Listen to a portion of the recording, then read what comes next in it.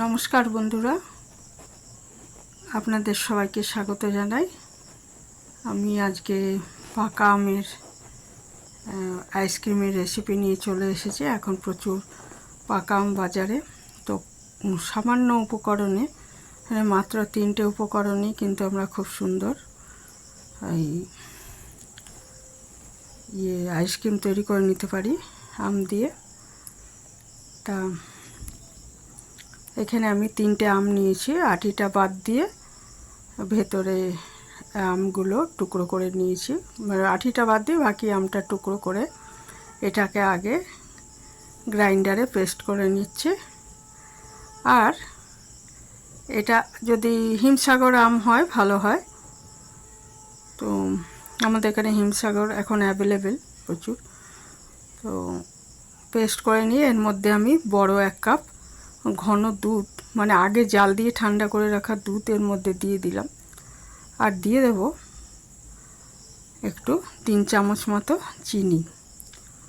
চিনিটা আমার গুঁড়ো করা ছিল, তাই আমি গুঁড়ো চিনি দিলাম, না হলে এমনি চিনি দিলেও হবে। দিয়ে এই আগে পেস্ট করে নিয়েছি আমের টুকরো, তারপরে ওর মধ্যে 1 কাপ দুধ দিয়ে 3 চামচ চিনি দিয়ে, আমটা যেরকম মিষ্টি সেই বুঝে চিনিটা দেবেন। 3 চামচ বা 4 চামচ চিনি দিয়ে এটাকে আবার পেস্ট করে নিন, ঘুরিয়ে নিন গ্রাইন্ডারে। তারপর এটাকে একটা আইসক্রিমের মোল্ডে ঢেলে নিয়েছি আমি। নিয়ে তারপরে এটা 10 থেকে 12 ঘন্টা ডিপ ফ্রিজে রেখে দিতে হবে, তাহলেই এরকম আইসক্রিম তৈরি হয়ে যাবে। যেগুলো আর কি আমের যে কাঠি আইসক্রিম যেগুলো বলি আর কি, সেগুলো তৈরি হয়ে যাবে। আর এগুলো দেখুন, আমি পেস্টটা ঢেলে নিচ্ছি একটা চামচের সাহায্যে মোল্ডে ঢেলে এটাকে ঢেকে তারপরে 10 থেকে 12 ঘন্টার জন্য ডিপ ফ্রিজে রেখে দেবো। 12 ঘন্টা পরে এটা একদম তৈরি হয়ে যাবে আইসক্রিম।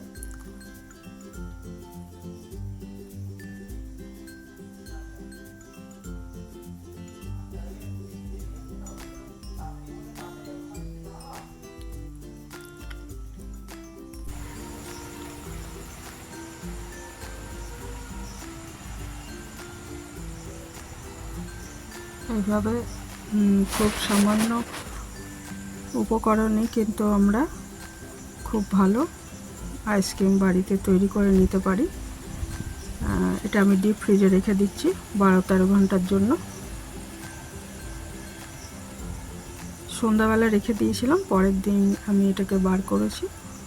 করে যদি দেখা যায় যে একটু বার করতে অসুবিধা হচ্ছে মোল্ড থেকে, তাহলে কিছুক্ষণ জলে ভিজিয়ে রাখবে ট্রেটা, তারপর আস্তে আস্তে এটা বার করে নেওয়া যাবে। তো ভীষণ ভালো হয় খেতে, আর খুব সহজেই তৈরি করা যায়। বাচ্চারা খুবই পছন্দ করবে। দেখুন, কোনো রং ছাড়াই কত সুন্দর, কোনো ফুড কালার মেশাইনি, তো কত সুন্দর হয়েছে তৈরি।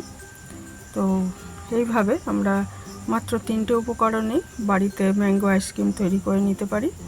তো এই ছিল আমার আজকে রেসিপি, এখানেই শেষ করলাম। ভালো থাকবেন সবাই।